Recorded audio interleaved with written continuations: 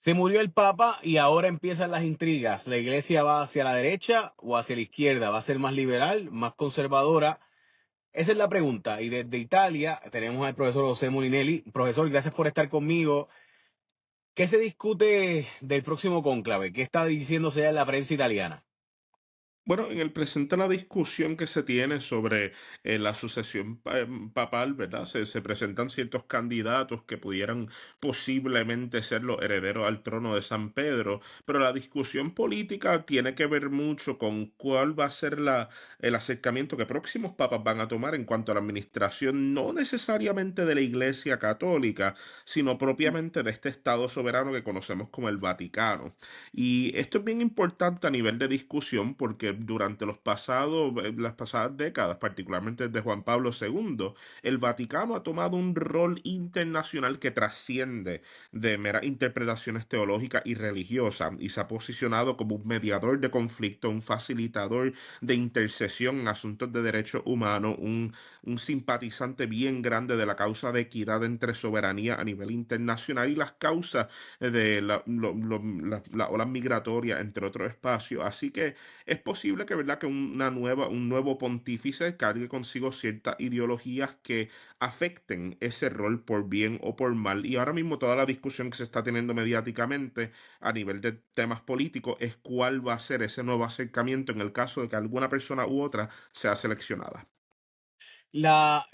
O sea que tu punto es que la discusión es más del Estado Vaticano que el asunto espiritual de la iglesia.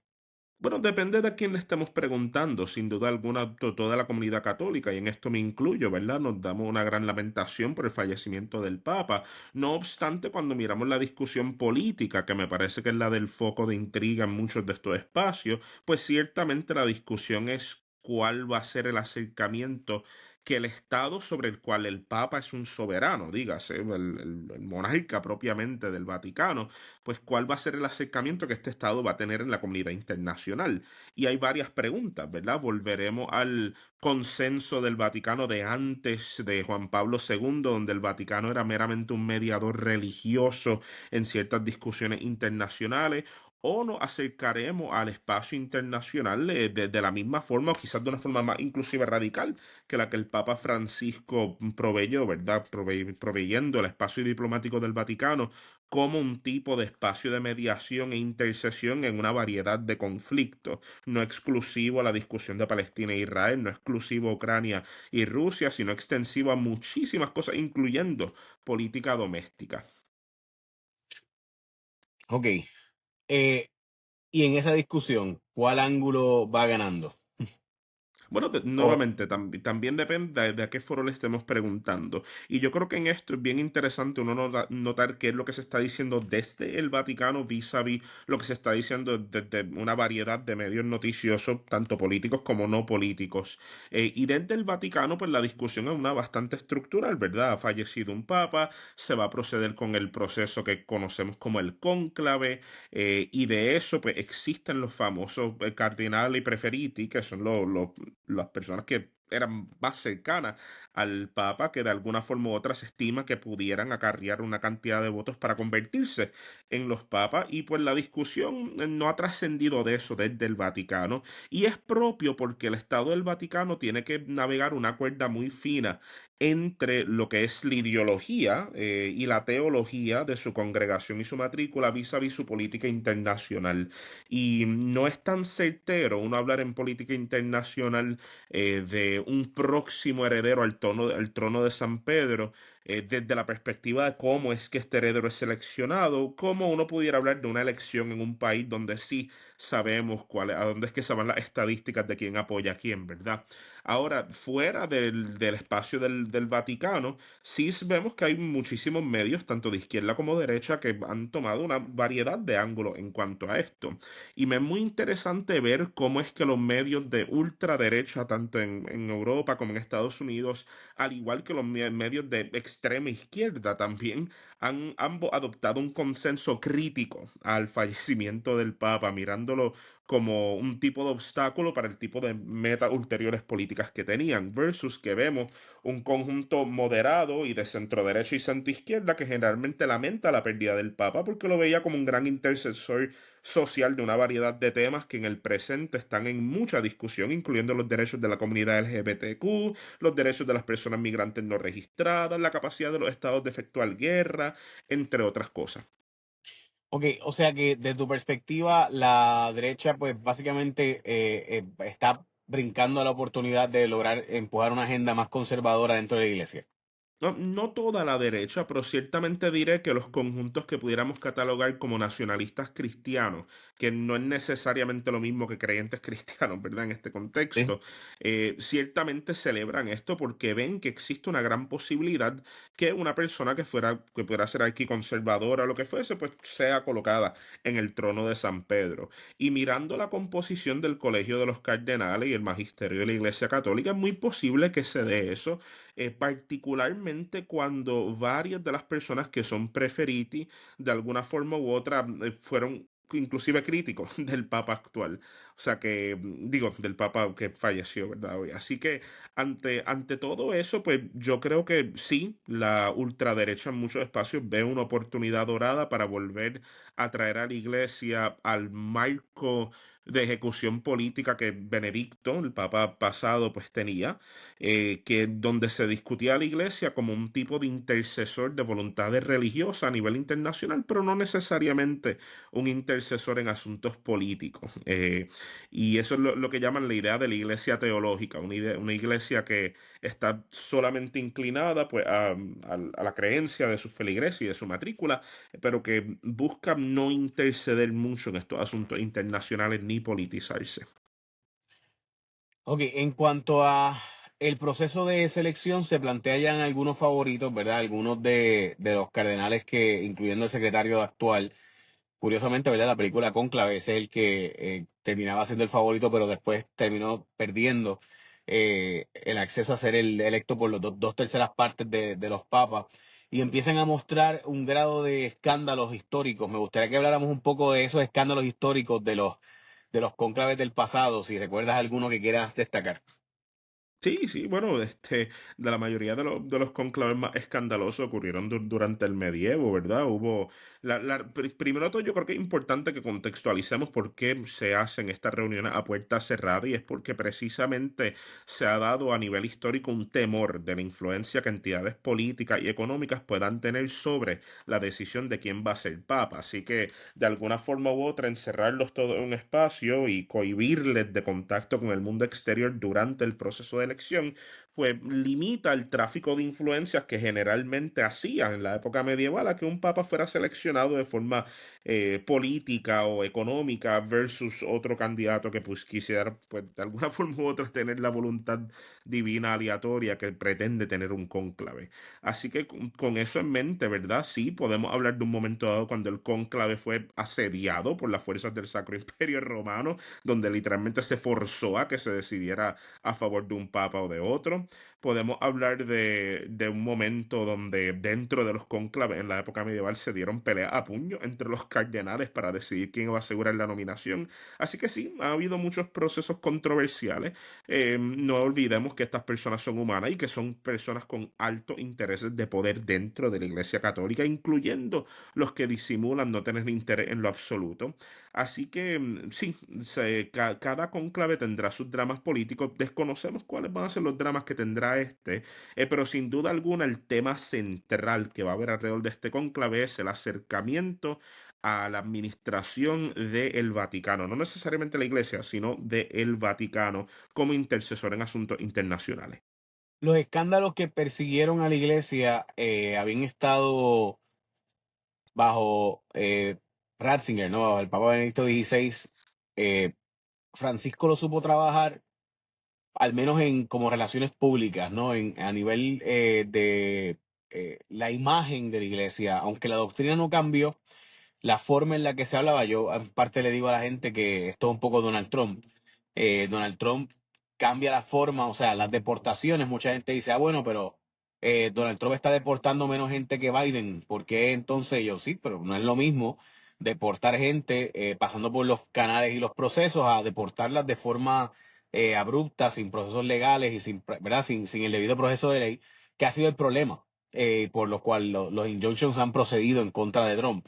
Eh, así que, de nuevo, no es lo mismo. Tú puedes hacer lo mismo de una forma distinta o con un entorno o adorno o con una estrategia de relaciones públicas para dorar esa píldora o ponerle vaselina o ponerle azúcar, ¿verdad? A la medicina.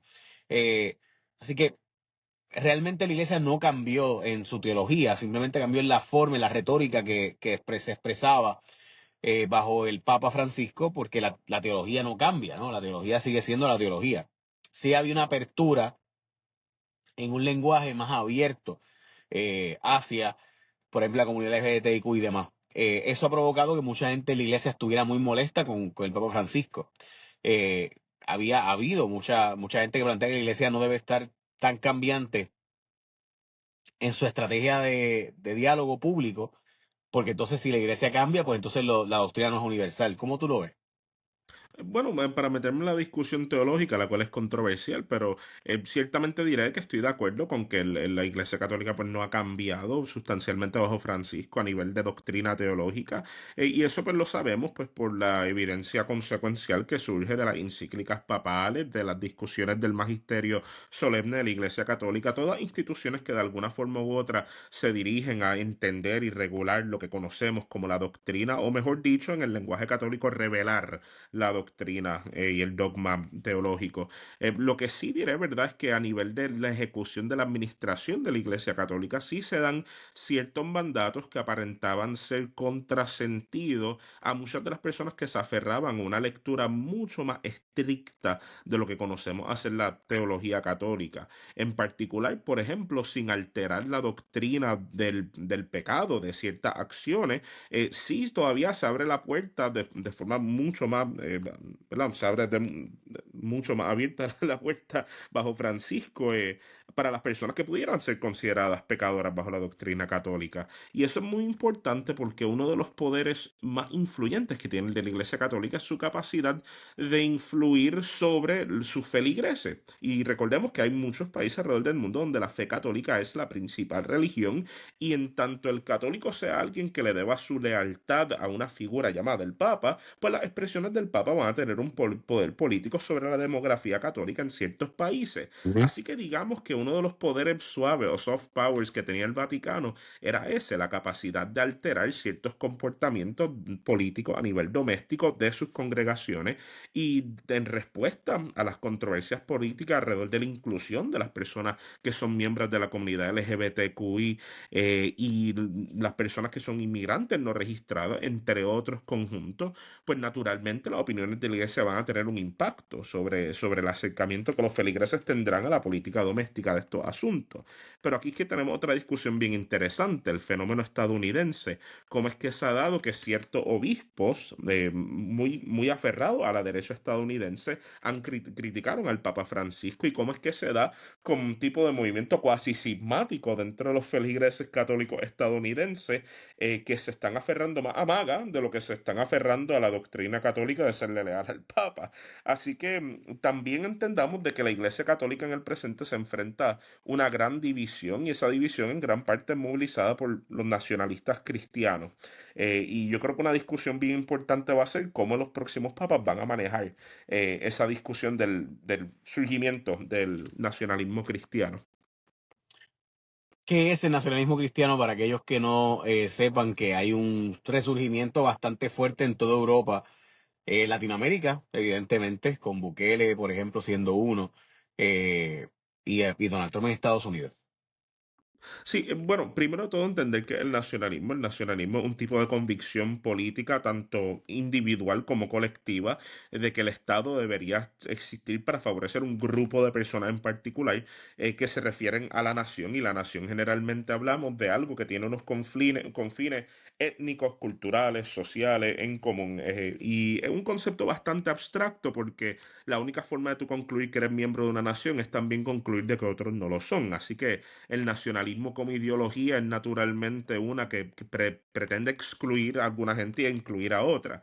Ahora, el nacionalismo como movimiento político también se caracteriza pues por movilizar que el Estado favorezca un grupo de individuos que generalmente alegan ser los dueños de un espacio de vía natural, em, versus a otros, y el llamarlo nacionalismo cristiano es que parte de la narrativa de ese nacionalismo tiene que ver con una fe que pudiéramos conocer a ser el cristianismo. Y no estamos hablando de una fe exclusivamente católica, ortodoxa, estamos hablando de un fenómeno que se está dando en muchas denominaciones cristianas.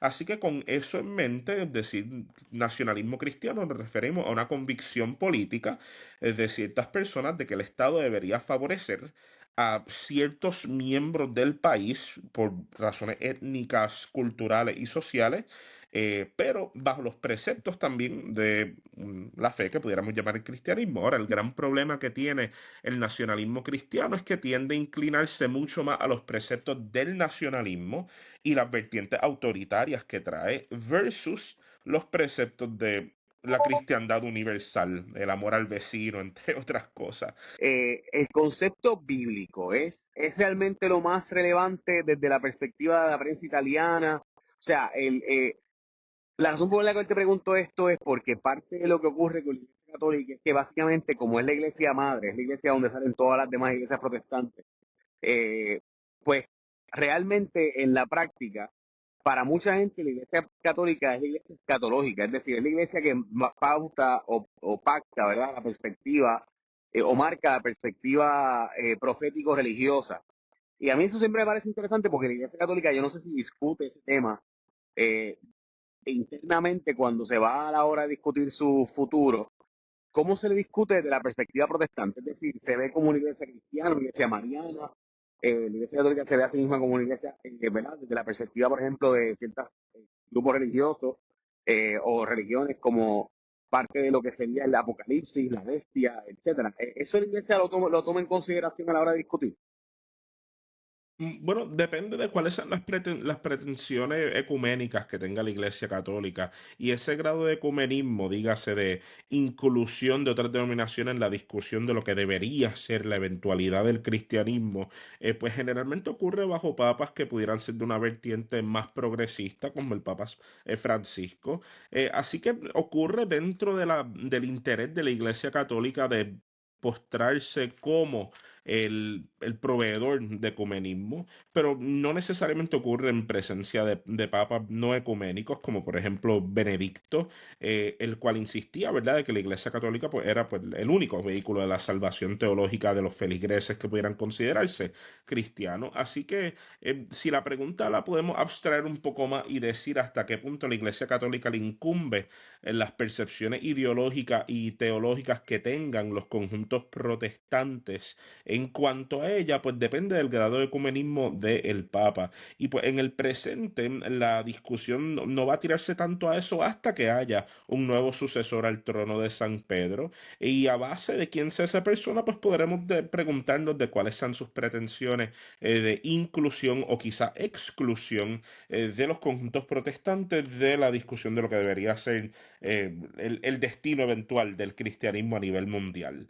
Lo que sí diré es que por cuanto el trono de San Pedro esté ocupado por una persona ecuménica o no ecuménica, la pura realidad es que todavía el poder político que carga a la iglesia le va a forzar a estar en conversación con muchos de los otros intereses políticos cristianos alrededor del mundo que son principalmente protestantes.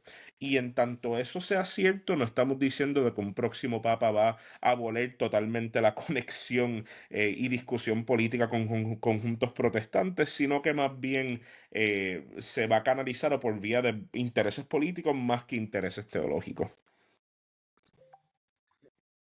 Ok, que a mí me parece siempre tan interesante porque como yo me crié más en esta protestante, a pesar de que, como todo puertorriqueño, de una forma u otra tengo una relación bastante estrecha con la iglesia católica, pues para mí la perspectiva protestante siempre ha sido una perspectiva de que la iglesia católica marca un reloj profético, ¿no? Y apocalíptico, y el libro de Daniel, de la Biblia, mientras que la perspectiva dentro de la iglesia pues es algo que aparenta ser que ni se discute, ¿no? No es algo tan relevante para fines de la Iglesia Católica, aún en el lado ecuménico.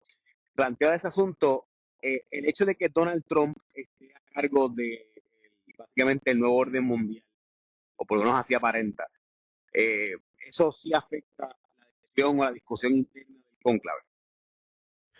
No necesariamente, y lo diré en el sentido de que el cónclave tiene una decisión bastante concentrada, y esa decisión es escoger quién va a ser el sucesor, y vamos a ponerlo de una mejor forma, no es ni una discusión, es un acto de nominación y voto que muchas veces no ocurren unas conversaciones sobre yo me estoy nominando para tal y tal cosa y creo en esto. Es decir, que el conclave es un acto mucho más silente a nivel político de lo que nosotros creemos, y en tanto eso sea cierto, el factor determinante para la elección del nuevo papa va a ser las percepciones que cada uno de los cardenales electores tenga sobre los candidatos mayoritarios, porque lo que acostumbra ocurrir al principio es que en la primera ronda de votos todas las personas se nominan a sí mismos, se dan algunas personas que empiezan a recibir más votos que otros y lentamente se van cediendo votos en esas direcciones, y después de unas cuantas rondas, han llegado a las 100 rondas en el pasado, pues ahí es que, ¿verdad?, se decide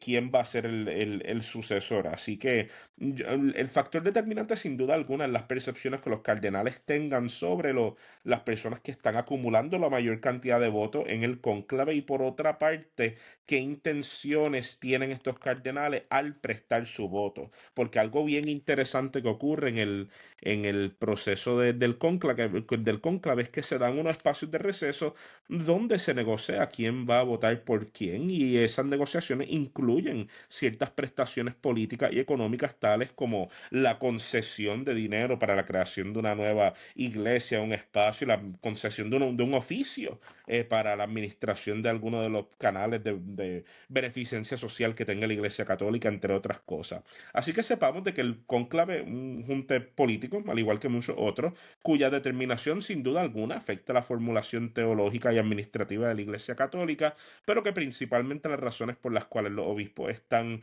votando es precisamente por lo que ellos perciben hacer conveniente o inconveniente de los candidatos que vayan acumulando la mayor cantidad de votos. El último escándalo de la iglesia no fue necesariamente ya con el tema de la pederastía, eh, no, más bien fue el tema del banco de la iglesia, la administración del banco de la iglesia. Francisco tuvo bastantes dolores de cabeza, igual que Ratzinger lo había tenido antes con ese tema. Finalmente eso se subsanó. La discusión del Banco del Vaticano continuará siendo controversial, no necesariamente por virtud de que el banco lo sea, sino pues por la cantidad de poder político que acarrea esa institución. Tenemos que recordarnos de que no opera necesariamente como un banco tradicional, y que quizás llamarlo un banco no es el concepto apropiado, es más decir un tipo de tesorería de Estado, quizás sería el concepto más apropiado, Ujú. pero en tanto exista como institución, el Banco del Vaticano va a ser la institución que de alguna forma u otra determina el flujo de recursos para todos los proyectos de la Iglesia Católica, y no nos olvidemos de que la Iglesia Católica es poseedora del mayor aparato de organizaciones sin fines de lucro del planeta. Así que todas estas organizaciones, que cada una acarrean un interés político a nivel doméstico y que tienen sus proyectos, sus metas, etcétera, van a estar, como decimos en la lengua puertorriqueña, pidiendo cacao cuando nuevamente venga un nuevo papa a determinar a dónde es que va el capital y a dónde no, ¿verdad? Bajo la prerrogativa del carmalengo del momento. Así que, sin duda alguna, continuarán habiendo controversias, no necesariamente por la naturaleza controversial del Banco del Vaticano, sino por las cosas que decida hacer o no hacer en cuanto al network de organizaciones que ellos financian. Parte del problema de la iglesia es la cantidad de propiedades que tiene. Simplemente son tantas y tantas y tantas las propiedades, terrenos, bienes inmuebles, muebles, las joyas, que hay demasiados intereses siempre. O sea, aparte de la acumulación de 2000 años de historia, incluye la riqueza acumulada. Y esa riqueza acumulada siempre va a ser, de hecho, hay un libro que se llama Cristianos ricos en una era de hambre, que plantea que si la iglesia vendiera sus joyas nada más, lograría satisfacer el hambre mundial por 30 años. Y eso siempre es la pregunta, bueno, pues ¿debe la iglesia considerar esa opción o realmente pues los pobres siempre los tendrán, como decía el maestro en un momento dado cuando se le fue a limpiar con el alabastro, aquel famoso, el perfume de los pies?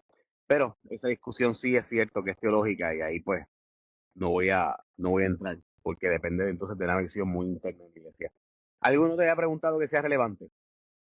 Yo creo que también en la discusión del rol que el Vaticano va a tener en organizaciones internacionales como las Naciones Unidas, es sumamente importante considerarlo, específicamente cuando vemos que papas como Francisco y Juan Pablo II fueron bien activos en la participación del Vaticano como un Estado observador, pero todavía partícipe de muchas de las iniciativas de derechos humanos y acceso económico que estas organizaciones tienen con el tercer mundo.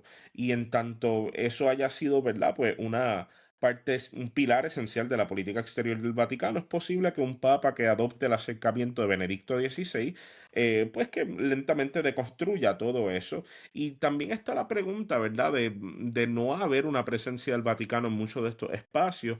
¿Qué intercesores confiables tienen otros países que en el pasado se han beneficiado de la presencia del Vaticano como Estado observador en un foro que cada vez está más y más polarizado? Así que es muy posible de que el acceso que muchos países en vías de desarrollo tengan a muchos de estos comités, pues se vea coartado en el caso de que veamos un papa euroescéptico o escéptico a los espacios globales.